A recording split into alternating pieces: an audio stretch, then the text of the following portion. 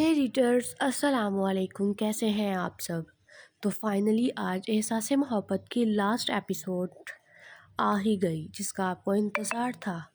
इसके बाद मेरा एक बहुत मज़े का नावल आज 3:30 बजे अपलोड हो रहा है, रीड करना मत भूलिएगा। अहमद शाह ने इरा को अपने पेट पर बिठाया हुआ था और इरा खूब शरारतें कर रही थी। वो देखो पुप्पो आई हैं आपकी, अहमद शाह ने दुआ की तरफ देखते हुए कहा। दुआ अपनी मैक्सी पकड़े अहमद शाह और इरा के पास जाकर बैठ गई। बहुत प्यारी लग रही हो मेरी छोटी सी गुड़िया, अहमद शाह ने दुआ की तरफ देखते हुए कहा। दुआ की आंखों में आंसू आ गए। रो क्यों रही हो पागल? छोटी सी थी तुम जब मैं तुम्हें बाहर घुमाने के लिए ले जाया करता था, और याद है तुम और शहरयार कितना लड़ते थे। फिर तुम मुझे आकर बताया करती थी कि शहरयार की पिटाई करो।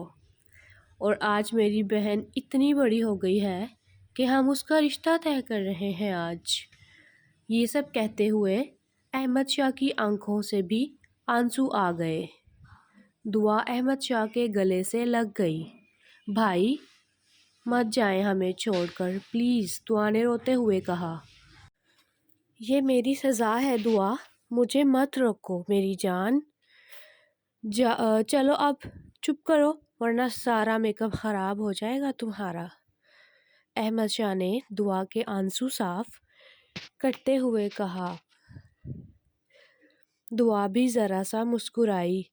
अहमद शाह उठा और अलमारी से एक एनवेलप निकाल कर लाया। ये लो दुआ, ये तुम्हारी मंगनी के लिए तोहफा। ये क्या है भाई? दुआ ने एनवेलप की तरफ देखते हुए कहा। कुछ भी नहीं है, बस तुम्हारे लिए कुछ पैसे हैं, उनकी शॉपिंग कर लेना। भाई इसकी क्या ज़रूरत है? ज़रूरत है, पकड़ो इसे जल्दी दुआ। दुआ, अम्मी ने आवाज़ देते हुए कहा। जाओ जल्दी से, देर हो रही है। और आज इरा को यहाँ ही रहने दो ताकि इसकी मामा को कोई परेशानी ना हो। और दुआ, मैं बस तुमसे यही कहूँगा कि इरा को मिलती रहना, इसके पास चक्कर लगाती रहना और इसे यहाँ घर भी लेकर आती रहना। और कभी भी इसे किसी भी चीज़ की ज़रूरत हो तो फ़ौरन पहुँचा देना। अहमद शाह ने उदास लहजे में इरा की तरफ देखते हुए कहा। भाई आप बिल्कुल भी फिक्र नहीं करें, जैसा आपने कहा है वैसा ही होगा, दुआ ने मुस्कुराते हुए कहा। दुआ ने इरा को प्यार किया और कमरे से बाहर चली गई। चलो दुआ बेटा आ जाओ, गाड़ी में चलकर बैठते हैं, हया और शहरयार भी आने लगे हैं बस। अब बताओ मैं कैसा लग रहा हूँ? शहरयार ने खुद को शीशे में देखते हुए कहा। मेरे शहजादे लग रहे हो, हया ने शहरयार को पीछे से ऐसे पकड़ते हुए कहा। हाय तुम भी तो मेरी शहजादी हो ना? शहरयार ने हया का हाथ पकड़ा और इसे आगे की तरफ लाकर उसके लबों का बोसा लिया। शहरयार ये वक्त नहीं है इन सब का, ये सब बाद में कर लेंगे, अभी देर हो रही है, हया ने नज़रें झुकाते हुए कहा। इन सब चीज़ों का कोई वक्त नहीं होता मेरी प्यारी हया। शहरयार ने हया का चेहरा ऊपर करते हुए कहा। इतने में नाजिया ने कमरे का दरवाज़ा नॉक किया। बेगम साहिबा गाड़ी में बैठी आप दोनों का इंतज़ार कर रही हैं। हया ने अपना बैग उठाया और जल्दी से कमरे का दरवाज़ा खोला। तुम ना आओ शहरयार, मैं जा रही हूँ, हया हंसते हुए ये कहकर चली गई। बहुत तेज़ है ये कसम से। शहरयार भी हंसते हुए ये कहकर हया के पीछे पीछे चला गया। ताबिश ने वाइट कलर का शलवार कमीज़ اور بہت ہی خوبصورت پرنٹڈ ویسٹ کوٹ پہنی ہوئی تھی۔ ایک دم ہیرو لگ رہا تھا۔ تابش کی امی نے اس کا صدقہ اتارا اور اسے بار بار چوم رہی تھیں۔ ان کی طرف سے کچھ عزیز رشتہ دار نکاح میں شامل تھے۔ وہ لوگ بھی یہاں سے نکل گئے تھے یشال کے گھر کی طرف۔ تابش بہت ہی زیادہ خوش تھا۔ اس کی دلی مراد پوری ہونے جا رہی تھی آج۔ اس کی زندگی میں وہ لڑکی شامل ہونے جا رہی تھی جسے وہ بہت پہلے سے محبت کرتا تھا اور بہت چاہتا بھی تھا، یعنی اس کی پہلی محبت۔ جب یہ لوگ وہاں پہنچے تو اسی وقت شہریار لوگ بھی وہاں پہنچے۔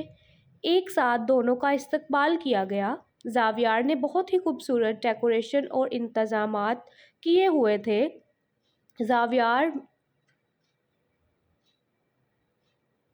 زاویار نے شلوار قمیض ویسٹ کوٹ پہنی ہوئی تھی اور دعا نے بھی سیم گرے کلر کی لانگ میکسی پہنی ہوئی تھی۔ دعا بھی بالکل ایک پری کی طرح لگ رہی تھی۔ سب آپس میں ایک دوسرے سے مل رہے تھے۔ شہریار نے حیا کو یشال کے پاس بھیج دیا تھا۔ یشال نے لانگ وائٹ کلر کی شرٹ اور شرارہ پہنا ہوا تھا۔ اس نے بہت ہی ہلکا سا میک اپ خود کیا ہوا تھا۔ حیا نے کمرے کا دروازہ نوک کیا۔ کیا میں اندر آ سکتی ہوں؟ آ جاؤ حیا، اتنی خوبصورت لگ رہی ہیں آپ۔ آپ جتنی سادہ ہیں اتنی ہی خوبصورت ہیں۔ حیا نے یشال کی طرف دیکھتے ہوئے کہا، کوئی فائدہ نہیں اس خوبصورتی کا جب آپ کے نصیب بھی اچھے نہ ہوں تو۔ یشال نے اداس لہجے میں کہا، ایسے مت کہیں۔ نصیب ان کے اچھے نہیں جنہوں نے آپ کو ٹھکرایا ہے۔ آپ کے نصیب اچھے ہیں، اسی لیے تو آپ اتنے اچھے انسان کے ساتھ آج اپنی زندگی کی شروعات کرنے جا رہی ہیں۔ سامنے ٹیبل پر گجرے رکھے ہوئے تھے۔ حیا نے وہ گجرے یشال کو پہناتے ہوئے کہا، اللہ آپ کو بہت خوشیاں دے، ہمیشہ خوش رکھے آپ کو تابش کے ساتھ۔ میری دعائیں ہمیشہ آپ کے ساتھ رہیں گی۔ دونوں ایک دوسرے کو دیکھ کر مسکرانے لگیں۔ تم بہت اچھی ہو حیا۔ اتنے میں یشال کی امی کمرے میں آئیں۔ تیار ہو گئی ہو یشال؟ میں تیار ہوں امی۔ حیا بیٹا، یشال کو باہر لے آؤ، مولوی صاحب آ چکے ہیں نکاح پڑھوانے کے لیے۔ یہ سنتے ہی یشال کی آنکھوں سے آنسو جاری ہو گئے اور اس کے دل کی دھڑکن تیز ہو گئی۔ بہت مشکل وقت ہے یہ میرے لیے۔ حیا تم سوچ بھی نہیں سکتی میری کیا کیفیت ہے اس وقت۔ میں سمجھ سکتی ہوں، ایک عورت ہی دوسری عورت کا درد سمجھ سکتی ہے۔ حیا یشال کو باہر لے گئی۔ سب لوگ باہر بیٹھے یشال کا انتظار کر رہے تھے۔ ایک طرف دعا اور زاویار بیٹھے ہوئے تھے اور دوسری طرف تابش اور یشال بیٹھے ہوئے تھے۔ نکاح شروع کیجیے مولوی صاحب، تابش کے ابو نے کہا۔ نکاح شروع کیجیے مولوی صاحب، تابش کے ابو نے کہا۔ مولوی صاحب نے تابش کے ابو کے کہنے پر نکاح شروع کیا۔ تابش جمال، کیا آپ کو 50,000 سکہ راج الوقت کے عوض یشال اصغر سے نکاح قبول ہے؟ جی قبول ہے، تابش نے مسکراتے ہوئے کہا۔ 3 بار مولوی صاحب کے پوچھنے پر تابش نے مسکراتے ہوئے قبول ہے کہا۔ یشال اصغر، کیا آپ کو 50,000 سکہ راج الوقت کے عوض تابش جمال سے نکاح قبول ہے؟ یشال کی آنکھوں سے آنسو ہی نہیں رک رہے تھے۔ اس نے سسکیوں کے ساتھ روتے ہوئے قبول ہے کہا۔ اس نے بھی مولوی صاحب کے 3 بار پوچھنے پر قبول ہے کہا۔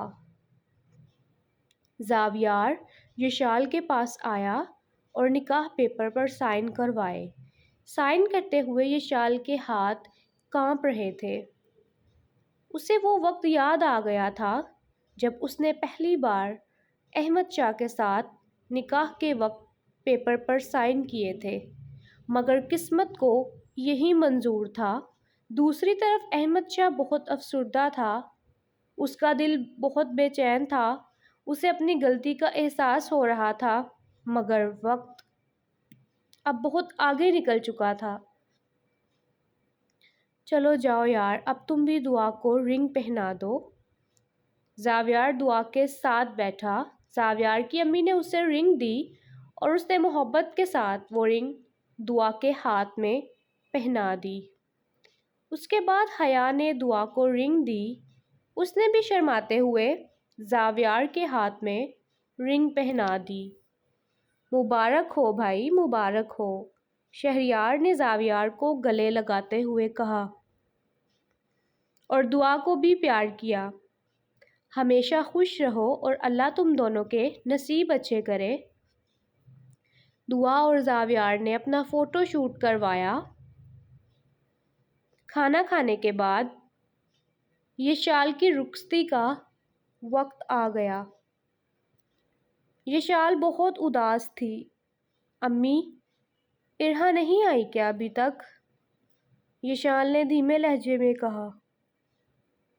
نہیں، وہ احمد شاہ کے پاس ہے اور کل میں اسے تمہارے پاس پہنچا دوں گی۔ آج تم اسے اپنے ساتھ نہیں لے جا سکتی بیٹا، سمجھنے کی کوشش کرو۔ رخصتی کے وقت بھی یشال نے خود کو بہت مشکل سے قابو میں رکھا تھا۔ اس کا بس نہیں چل رہا تھا کہ وہ پھوٹ پڑے۔ شاید ایک عورت کے لیے یہ بہت مشکل وقت ہوتا ہے۔ یشال اپنی امی کے گلے لگ کر بہت روئی۔ چلو گاڑی میں بیٹھو۔ امی نے بہت مشکل سے یشال کو گاڑی میں بٹھایا۔ زاویار بھی بہت اداس تھا، مگر آخر کار ایک بار پھر سے اس نے اپنی بہن کو رخصت کر دیا تھا۔ گھر جانے کے بعد بھی یشال بالکل چپ کمرے میں بیٹھی رہی۔ کچھ دیر کے بعد تابش کمرے میں آیا اور یشال کے پاس بیٹھ گیا۔ میں بہت خوش قسمت ہوں جسے تم جیسی لڑکی ملی۔ اللہ کا جتنا شکر ادا کروں کم ہے۔ میں جانتا ہوں تم اداس ہو، لیکن زیادہ دیر تم اداس نہیں رہو گی۔ اب یہ تمہارا گھر ہے، تم یہاں جیسے چاہو رہو، مگر میں چاہتا ہوں تم خوش رہو۔ یہ کہتے ہوئے تابش نے یشال کے ہاتھ پکڑے اور بوسہ لیا۔ بھائی پتہ نہیں کہاں ہے، شہریار نے کہا۔ سامنے سے احمد شاہ ارہا کو لے کر آ رہا تھا۔ اس کے پیچھے گارڈ بہت سارا سامان لیے اندر کی طرف آ رہا تھا۔ یہ اتنا سامان؟ امی نے حیرانگی سے کہا۔ یہ سب کچھ میری بیٹی کے لیے ہے، احمد شاہ نے ارہا کی طرف دیکھتے ہوئے کہا۔ ارے واہ، شہریار تھوڑی دیر تک مجھے ایئرپورٹ چھوڑ آؤ اور ارہا بھی ساتھ جائے گی۔ ٹھیک ہے بھائی، میں بس فریش ہو جاؤں، پھر میں اور امی آپ کو چھوڑ آتے ہیں۔ ٹھیک ہے، جلدی کرو، میں انتظار کر رہا ہوں۔ احمد شاہ ارہا کو لے کر ٹی وی لاؤنج میں بیٹھ گیا۔ امی بھی اس کے پاس بیٹھ گئیں۔ احمد شاہ، میں تمہاری وجہ سے بہت پریشان ہوں۔ اگر اس وقت میں نے یشال کو سمجھا ہوتا اور پوتے کی ضد نہ ہوتی تو آج تمہارا گھر ہنستا بستا ہوتا۔ صرف تمہارا ہی قصور نہیں ہے، میرا بھی بہت قصور ہے، امی نے اداس لہجے میں کہا۔ امی، شاید میری قسمت میں یہی تھا، اور یشال ایک بہت اچھی لڑکی ہے اور شاید میں اس کے قابل نہیں تھا، اور میری دعا ہے اب وہ جہاں بھی رہے خوش رہے۔ امی نے احمد شاہ کو اپنے گلے سے لگا لیا۔ احمد شاہ نے غلطی ضرور کی ہے، مگر اسے اپنی غلطی کا احساس ہو گیا ہے۔ کچھ دیر کے بعد شہریار امی احمد شاہ کو ایئرپورٹ چھوڑنے گئے۔ وہاں پر بھی احمد شاہ ارہا کو بار بار چومتا رہا۔ وہ جاتے وقت اس کی آنکھوں سے آنسو بھی نہیں رک رہے تھے۔ وہ اپنی بیٹی سے جدا نہیں ہونا چاہتا تھا، مگر وہ مجبور تھا۔ جب تک احمد شاہ اندر نہیں گیا تب تک ارہا اپنے بابا کو تکتی رہی، اور یہ منظر دیکھتے ہوئے امی اور شہریار کی آنکھوں میں بھی آنسو آ گئے۔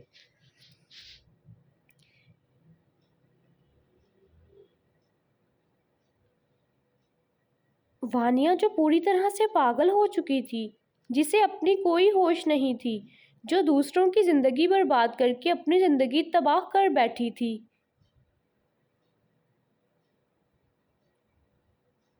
لڑکوں پر ماری ماری پھر رہی تھی، کوئی بھی اسے پوچھنے والا نہیں تھا، سڑک پر بیٹھی تڑپ رہی تھی۔ راہ گزرتی ایک عورت ہسپتال لے گئی۔ ڈاکٹرز نے سارا چیک اپ کیا اور اسے آپریشن تھیٹر میں لے گئے۔ اس کا بچہ لاپرواہی کی وجہ سے اس کے پیٹ میں ہی ختم ہو چکا تھا، اور وہ بھی اپنا ذہنی توازن کھو چکی تھی۔ اس لیے کہتے ہیں، کسی کے ساتھ برا کرو گے تو خود کے ساتھ بھی بہت برا ہوگا۔ یشال کی چپ اور اس کا صبر وانیہ کے آگے آ گیا۔ اگلے دن صبح شہریار ارہا کو اس کی نانی کو دے آیا، اور وہ سب چیزیں بھی جو احمد شاہ اس کے لیے لے کر آیا تھا۔ وہ ارہا کو اس لیے بھی اپنے پاس نہیں رکھتے تھے کہ وہ اسے اس کی ماں سے الگ نہیں کرنا چاہتے تھے۔ باپ کا زیادہ پیار تو اسے ملا نہیں تھا، اس لیے وہ چاہتے تھے کہ اسے ماں کی ممتا زیادہ ملے۔ یشال بھی تابش کے ساتھ خوش تھی اب، کیونکہ تابش اس سے بہت محبت کرتا تھا۔ دونوں اپنی زندگی میں بہت خوش تھے، اور احمد شاہ بھی سب کو خیر بات کہہ کر کینیڈا میں اپنی زندگی گزار رہا تھا۔ تو ریڈرز، کیسا لگا آپ کو میرا یہ ناول احساس محبت، جس میں ایک لڑکی کی زندگی تباہ بھی ہوئی مگر اسے بعد میں خوشحالی بھی ملی؟ تو اس لیے کہتے ہیں کسی کو دھوکہ نہیں دینا چاہیے۔ ملتے ہیں اگلے ناول میں۔ اللہ حافظ۔